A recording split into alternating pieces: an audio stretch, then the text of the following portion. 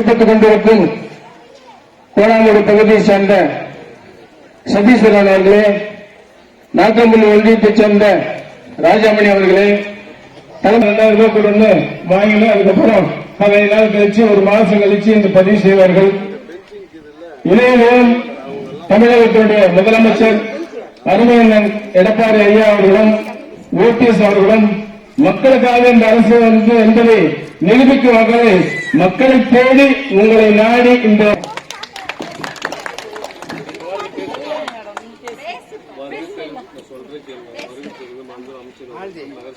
மக்களுக்கு முதல்வராக இருந்த பொழுது நம்முடைய பெண்களுக்காக எண்ணற்ற திட்டங்களை நமக்காக வந்தது. நம்முடைய பேத்திகள் எல்லாம் இந்த பெட்டகத்தை வாங்கி அங்கன்வாடி செல்கின்றார்கள். அனைத்து தடுப்பூசிகள் விலையில்லாமல் வழங்கப்படுகின்றது. அதற்கு பிறகு பள்ளிக்கூடத்திற்கு செல்லும் பொழுது அனைத்து பொருட்கள் எல்லா ஒரு சின்ன சின்ன பொருளும் புரட்சி தலைவி அம்மா அவர்கள் யோசித்து நம்முடைய குழந்தைகள் கல்வி கற்று முன்னேற வேண்டும் என்பதற்காக வழங்கிக் கொண்டிருக்கின்றார்கள். அது மட்டும் இல்லாமல் சில மாணவர்கள் தொலைவில் இருந்து வர வேண்டும் என்பதற்காக சைக்கிள் வழங்கப்படுகின்றது. நம்முடைய மாணவர்கள் இந்த உலகத்தை மற்ற பணக்கார மாணவர்களை போல அறிந்து கொள்ள வேண்டும் என்பதற்காக லேப்டாப் வழங்கப்படுகின்றது. இதை போல ஒவ்வொரு சின்ன சின்ன பொருளும் ஒரு சின்ன சின்ன திட்டமும் நம்முடைய அம்மாவின் அரசு நம்முடைய தமிழகத்தில் வாழும் அனைத்து குழந்தைகள் தங்களுடைய வாழ்க்கையில் முன்னேற வேண்டும் என்பதற்காகவும் நம்முடைய ஏழை குடும்பங்களில் வாழும் மக்கள் இந்த வசதிகள் தங்களுடைய குழந்தைகளுக்கு தர முடியாது என்பதற்காகவும் நம்முடைய புரட்சி தலைவி அம்மா அவர்களுக்கு வாரிசுகள் இல்லை என்றாலும் தமிழகத்தில் வாழும் அனைத்து மக்கள் தன்னுடைய வாரிசுகள் என்று மனதில் வைத்துக் கொண்டு நம்முடைய புரட்சி தலைவி அம்மா அவர்கள் நம்முடைய ஏழை எளிய குழந்தைகளுக்காக பல திட்டங்கள் நமக்கு தந்திருக்கின்றார்கள்.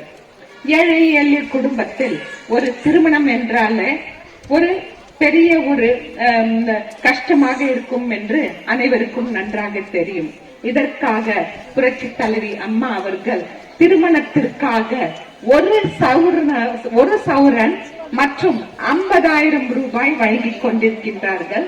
அது மட்டும் இல்லாமல் நம்முடைய பெண்கள் கர்ப்பிணியானால் அந்த பெண் ஆரோக்கியமாக இருக்க வேண்டும், அந்த பெண்ணின் வயிற்றில் வளரும் குழந்தையும் ஆரோக்கியமாக இருக்க வேண்டும் என்பதற்காக புரட்சி தலைவி அம்மா அவர்களின் அரசு 18,000 உங்களுக்காக வழங்கிக் கொண்டிருக்கின்றது.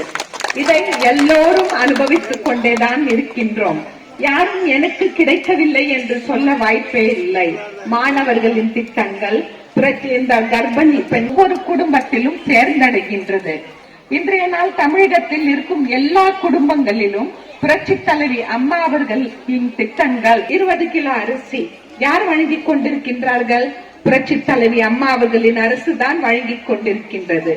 இதற்கு முன்பு நம்முடைய புரட்சி தலைவர் எம்ஜிஆர் அவர்கள் முதல்வராக இருந்த பொழுது நம்முடைய குழந்தைகள் நிறைய பேர் வறுமையின் காரணத்தால் பள்ளிக்கு செல்லாமல் அறிமுகம் படுத்தினார்.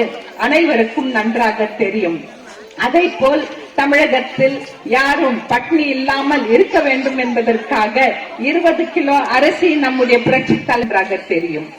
தமிழகத்தில் வாழும் அனைத்து சமுதாய மக்கள் எல்லாருக்கும் ஒரே விதமாக மரியாதை தரும் அரசு புரட்சி தலைவர் எம்ஜிஆரின் அரசு, புரட்சி தலைவி அம்மா அவர்களின் அரசு தான். நீங்கள் எல்லாம் நிறைய புரட்சி தலைவர் படத்தை பார்த்திருப்பீர்கள். உரிமை குரல் இந்த திரைப்படத்தில் புரட்சி தலைவர் எம்ஜிஆர் அவர்கள் அறிமுகமாகின்றார். அதற்கு ஒரு சாட்சி. இந்த படத்தில் வில்லனின் ஆட்கள் என்ன செய்கின்றார்கள் என்றால் ஒரு பெண்ணை துரத்தி கொண்டு செல்கின்றார்கள்.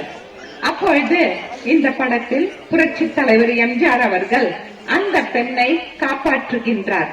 அந்த பெண்ணை காப்பாற்றி என்னுடைய வண்டியில், அதாவது குதிரை வண்டி அவர் அப்பொழுது அந்த படத்தில் வைத்துக் கொண்டிருந்தார். குதிரை வண்டியில் ஏறு என்று அந்த பெண்ணுக்கு சொல்கின்றார். குதிரை வண்டியில் ஏறு, நான் உனக்கு பாதுகாப்பாக உன் வீட்டு வரை நான் விடுகின்றேன் என்று புரட்சி தலைவர் எம்ஜிஆர் அவர்கள் அந்த பெண்ணுக்கு சொல்கின்றார். அப்பொழுது அந்த பெண் என்ன சொல்கின்றது என்றால், நான் தாழ்த்தப்பட்ட ஜாதியை சேர்ந்தவள், நான் உங்கள் வண்டியில் ஏறக்கூடாது என்று அந்த பெண் சொல்கின்றார். இதை கேட்டவுடன் புரட்சி தலைவர் எம்ஜிஆர் அவர்கள் என்ன சொல்கின்றார் என்றால், உயர்ந்த ஜாதி தாழ்ந்த ஜாதி எல்லாம் மக்கள் உருவாக்கிய கொடுமைதான். எனக்கு தெரிந்தவரை ஒரே ஒரு ஜாதி, அது மனித ஜாதி என்று சொன்னவர் புரட்சி தலைவர் எம்ஜிஆர் அவர்கள். புரட்சி தலைவர் எம்ஜிஆர் அவர்கள் எந்த ஜாதி இருந்தாலும் சரி எல்லாரும் சமம் என்று ஆட்சி புரிந்தவர். அதே போல் புரட்சி தலைவி அம்மா அவர்களும் அனைத்து ஜாதிகளுக்கும் ஒரே விதமான திட்டங்களை வழங்கியவர் புரட்சி அம்மாவின் ஆட்சி ஆகும். இன்றைய நாள் நம்முடைய தமிழகத்தில் அனைத்து தரப்பு மக்களுக்கு ஒரே விதமாக நியாயமாக ஆட்சி புரிந்து கொண்டிருக்கும் அரசு நம்முடைய அம்மாவின் அரசு.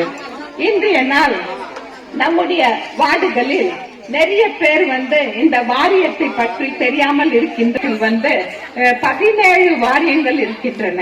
குறிப்பாக 3 வாரியங்கள் தலைப்பில் இது பிரிக்கப்பட்டுள்ளது. ஒன்று உடல் உழைப்பு நல வாரியம், 2 ஓட்டுநர் நல வாரியம், 3 கட்டுமான தொழிலாளர் நல வாரியம். இந்த வாரியங்களில் 18 வயது முதல் 60 வயது வரை அனைவரும் சேர்ந்து கொள்ளலாம். அதே போல் உடல் உழைப்பு வாரியம் நம்முடைய பெண்களுக்கு நன்றாக பொருந்தும். இந்த வாரியத்தில் கூலிக்கு செல்பவர்கள், சமையல் செய்பவர்கள், வீட்டு வேலை செய்பவர்கள், வீட்டில் நாஷ்டா போடுபவர்கள் மாலை நேரத்தில் உங்களுக்கு பென்ஷன் வழங்கப்படுகின்றது. இந்த வாரியத்தில் சேர வேண்டும் என்றால் நீங்கள் வேறு வாரியத்தில் உறுப்பினராக இருக்கக்கூடாது. நிறைய பேர் உழவர் வாரியத்தில் இருக்கின்றீர்கள். அந்த வாரியத்திலிருந்து நீங்கள் விடுவிக்கப்பட்டுதான் இந்த வாரியத்தில் நீங்கள் சேர முடியும். இந்த 60 வயது முடிந்தவுடன் உங்களுக்கு பென்ஷன் வழங்கப்படுகின்றது. இந்த வாரியத்தில் நீங்கள் சேர்ந்த பிறகு நீங்கள் ஒரே ஒரு வேலை செய்ய வேண்டும். அதாவது 5 ஆண்டுகளுக்கு ஒரு முறை உங்களுடைய உறுப்பினர் கார்டை புதுப்பிக்க வேண்டும். அது மட்டும்தான் உங்களுக்கு இந்த வேலை. VAO கையொப்பம் நீங்கள் இதற்கு மேல் வாங்க தேவையில்லை. நாங்களே இங்கு அமர்ந்திருக்கும் உங்களுடைய MC நகர செயலாளர் நாங்களே இந்த வேலை செய்து இந்த எலக்ட்ரிக் வேலை செய்யும் பொழுது ஷாக் அடித்து சில பேர் இறந்து விடுகின்றார்கள். மண் இந்த கிணறு தோண்டும் பொழுது மண் சரிந்து சில பேர் இறந்து விடுகின்றார்கள். கட்டிடம் கட்டும் பொழுது மேலே இருந்து விழுந்து சில பேர் இருந்து விடுகின்றார்கள். இந்த இறந்தவர்களுக்கு, அதாவது வேலை செய்யும் கட்டுமான தொழிலாளர்கள் வேலை செய்யும் பொழுது இறந்து விட்டால் அவர்களுக்கு மாண்புமிகு தமிழக முதல்வர் புரட்சி தலைவி அம்மா அவர்கள் 5 லட்சம் வழங்க வேண்டும் என்று ஆணை இட்டிருக்கின்றார்கள். நிறைய மக்களுக்கு இந்த விபத்து மரணத்திற்கு 5 லட்சம் ரூபாய் நாம் வழங்கி இருக்கின்றோம். இயற்கை மரணத்திற்கு 1 லட்சம் ரூபாய் வழங்குகின்றோம். அதே போல் ஈமஸ்வரனுக்கும் இந்த வாரியத்தில், அதாவது உடல் உழைப்பு வாரியமாக இருந்தாலும் சரி, கட்டுமான வாரியமாக இருந்தாலும் சரி, நிதி வழங்கப்படுகின்றது. இந்த கல்விக்காகவும் எல்லா வாரியங்களிலும் நிதி வழங்கப்படுகின்றது. சில பேர் இந்த வேலை செய்யும் போது அடிப்பட்டு ஊனமாகலாம். அந்த ஊனமானால் அவர்களுக்காக 1 லட்சம் ரூபாய் செலவில் அனைத்து வசதிகளும் செய்து தரப்படுகின்றது. அதனால் இந்த வாரியத்தில் சேர்வதால் உங்களுக்கு பயன் கிடைக்கும். இதை பற்றி உங்களுக்கு தெரியாமல் இருக்கும். என்னுடைய ஊரில் வாழும் அனைத்து மக்கள் இந்த வாரியத்தில் சேர்ந்து பயன் பெற வேண்டும் என்ற ஒரு நல்ல நோக்கத்துடன் நாங்களே உங்களை தேடி இங்கு இந்த வாரியத்தில் சேர வேண்டும் என்று கேட்டுக் கொள்கின்றேன். அவர்கள் அனைத்து மக்கள் பொங்கல் கொண்டாட வேண்டும் என்பதற்காக 1000 ரூபாய் வழங்கினார்கள். நாங்கெல்லாம் வாங்கணுமா இல்லையா 1000 ரூபாய்? இந்த முறை உங்களுக்காக இந்த பொங்கலை சிறப்பாக கொண்டாடுவதற்காக 2500 ரூபாய் உங்களுக்காக வழங்கப்படுகின்றது. நம்முடைய ஊரடங்கு காலத்தில் நிறைய மக்கள் வேலைக்கு செல்லாமல் குடும்பங்கள் கஷ்டப்படுகின்றார்கள் என்பதை அறிந்த நம்முடைய மாண்புமிகு தமிழக முதல்வர் அண்ணன் எடப்பாடியார் அவர்கள் ஒவ்வொரு குடும்ப அட்டைக்கும் 2500 ரூபாய் வழங்குகின்றார்கள். அது மட்டும் இல்லாமல் பொங்கல் செய்வதற்காக அரிசி, சர்க்கரை, முந்திரி பருப்பு, காஞ்ச திராட்சை மற்றும் போன முறை கரும்பு சின்னதா தந்தோம். இந்த முறை பெரிய கரும்பு உங்களுக்கு வழங்கப்படுகின்றது. ஒரு மகிழ்ச்சி தானே பார்த்துங்க. இந்த சிரிப்பு தான் நாம் எதிர்பார்த்துக் கொண்டிருக்கின்றோம்.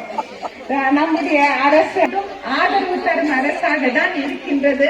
இன்றைய நாள் நம்முடைய மக்கள் முகத்தில் என்ன சிரிப்பு இருக்கின்றதோ அந்த சிரிப்பு நீங்கள் எப்பொழுதும் சிரித்துக் கொண்டிருக்க வேண்டும் என்று பாடுபடும் அரசு அம்மாவின் அரசு தான் என்று கூறி இது வைக்கணும். இப்ப அது கூட எடுத்தாச்சு. நம்முடைய இந்த பொங்கல் பரிசு வாங்க வேண்டும் என்றால் அந்த இதுவும் இல்லை. ஏன்னா சில பேருக்கு அது ஏற்றுக்கொள்ளல. உங்களுக்கு பொங்கல் தான் பொங்கல் தான் இந்த முறை. ஓகேவா? உங்களோட நானும் இந்த பொங்கல் கொண்டாடுவதில் மிக்க மகிழ்ச்சி அடைகின்றேன். அந்த பொங்கல் நமக்கு ஹாப்பி நியூ இயர் கூட வருகின்றது. சோ இங்கு வருகை தந்த அனைத்து சகோதரிகளுக்கும் என்னுடைய பொங்கல் வாழ்த்துக்களையும் புத்தாண்டு வாழ்த்துக்களையும் தெரிவித்துக் கொண்டு விடை